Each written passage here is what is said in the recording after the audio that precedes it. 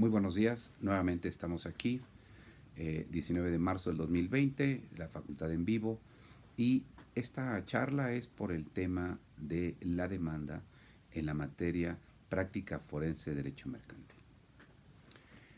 Nos vamos a ocupar hoy precisamente de este tema de la demanda. ¿Qué es importante tener en cuenta para esto? En primer lugar, hay que recordar que el 25 de enero del 2017 se modifica el artículo 1378 del Código de Comercio. Esta disposición hoy contiene los requisitos que debe satisfacer un escrito de demanda. Son los requisitos genéricos casi de todas las materias. Antes de esta reforma, en nuestra materia mercantil, teníamos que acudir supletoriamente al artículo 322 del Código Federal de Procedimientos Civiles. Hoy, esa suplencia ya no es necesaria porque lo tenemos muy reglamentado. Adicionalmente, al ser una buena demanda, pues tenemos que tener en cuenta el artículo 1061 del Código de Comercio, que nos ordena qué documentos debemos acompañar a esta demanda. Los que acreditan personalidad, los que son base de la acción y los que van a ser ofrecidos como prueba. Vamos a pensar rápidamente cómo hacemos un escrito de demanda para que sea correcto. Vamos a seguir los requisitos del artículo 1378 del Código de Comercio, pero no hay que olvidar que de manera adicional pues debe tener también un rubro. Nuestro escrito inicial debe tener un rubro que se integra por el actor, el demandado, el tipo de juicio. Ya con posterioridad sabremos un número de expediente y un número de secretaría que cuando hacemos la demanda no tenemos. Para darle un seguimiento puntual a la disposición, tendríamos claro que lo primero que hay que hacer es señalar el juez ante el que se promueve. Esto es la fracción primera. Este juez, desde luego, debe ser competente. Y tenemos que recordar aquí un tema muy, muy interesante. Estamos platicando de juicio ordinario mercantil, pero no podemos soslayar el juicio oral mercantil, porque a partir del 25 de enero de este 2020, el artículo 1390 bis entra totalmente en vigor para aclarar que todos los juicios mercantiles, sin excepción de problema de cuantía, se van a tramitar en la vía oral. Eso hace entender que en materia ordinaria mercantil ya solamente estaremos tramitando juicios que no tengan cuantía, es decir, de cuantía indeterminada. Todos los demás deberían ser orales. También haremos una observación. Los requisitos son los mismos, es decir, prácticamente las demandas son 99% iguales y solo cambiaría que en uno va a decir vía oral mercantil y en otro vía ordinaria mercantil. Bueno, ahora, ¿quién sería el juez competente? Tenemos como jueces competentes los jueces de distrito, que es su competencia natural, y tenemos también a los jueces del fuero común. Podremos elegir cualquiera de ellos que conozca de la materia mercantil a elección del actor. Esto es lo que se conoce como competencia alternativa y para algunos autores le han llamado competencia concurrente, que deriva del artículo 104 constitucional.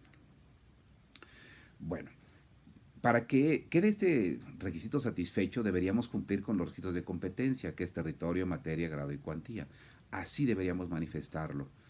Enseguida, la segunda fracción es el nombre del actor y su domicilio, pero también tendríamos que señalar la calidad con la que promueve, y ya saben que pueden ser muchas, por su propio derecho, como representante, como apoderado, como endosatario, como gestor. Y debe acreditar esa calidad, es decir, desde este momento que es el proemio, él debe demostrar que tiene esa calidad. Enseguida, aquí mismo, conforme al artículo 1069 del Código de Comercio, él podría señalar un domicilio físico para oír y recibir notificaciones.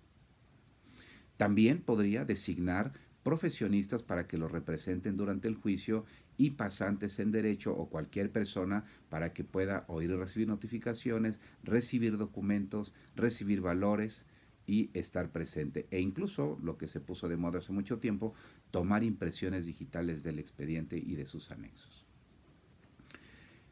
Después, fracción tercera, vendría el nombre del demandado y su domicilio. ¿Por qué? Porque le tenemos que hacer saber el juicio, le tenemos que dar copias de traslado para que él se pueda defender. Lo tradicional es señalar el domicilio donde se le encuentre, que usualmente es su trabajo. Pero bueno, también podemos hacerlo en su domicilio particular, aunque la posibilidad de que lo encontremos ahí disminuye.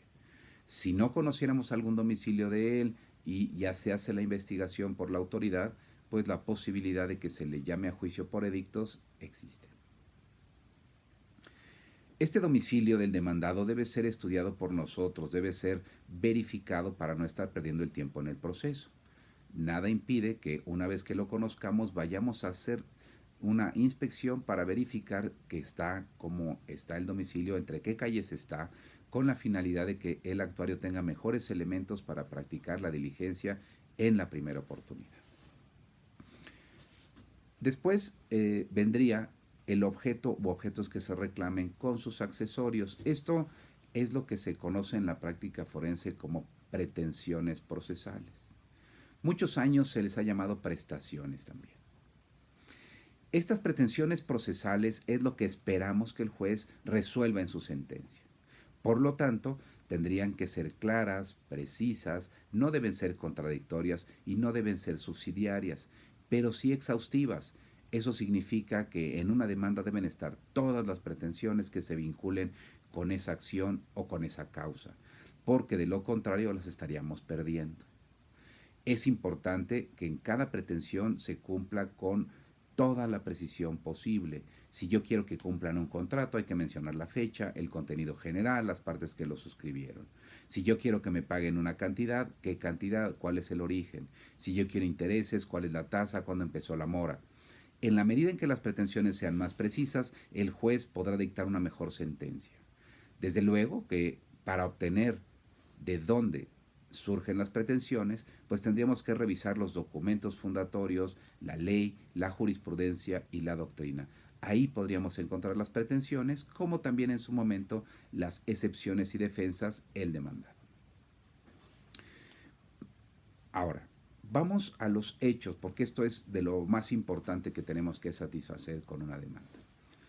Los hechos, que es la fracción quinta, en las que se basen las pretensiones, dentro de los cuales tendríamos que mencionar los nombres y apellidos de los testigos a los que les consta, así como los documentos que existan para acreditarlos. Estos hechos deben cumplir con los siguientes requisitos.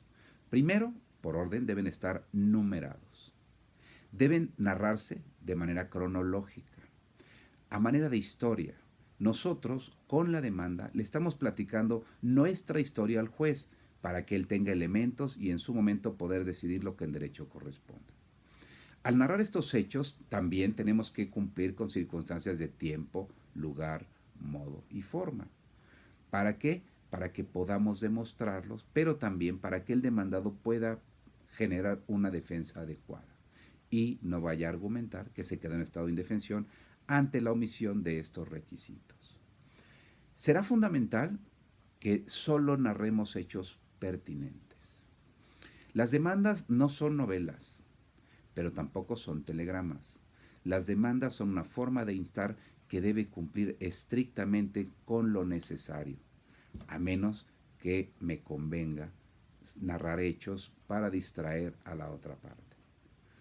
Podríamos poner un ejemplo muy simple. Tal vez lo que yo pretendo es el cumplimiento de un contrato mercantil. En consecuencia, ¿cuál debería ser el primer hecho? Que se celebró el contrato. Con fecha tal, en la Ciudad de México, fulanito y sulanito, celebramos un contrato mercantil de hecho que acredito con el documento original que anexo a la presente demanda. No será necesario transcribir todas las cláusulas. El contrato está siendo anexado a la demanda y solo debería poner énfasis en aquellos hechos que me van a servir para convencer al juez.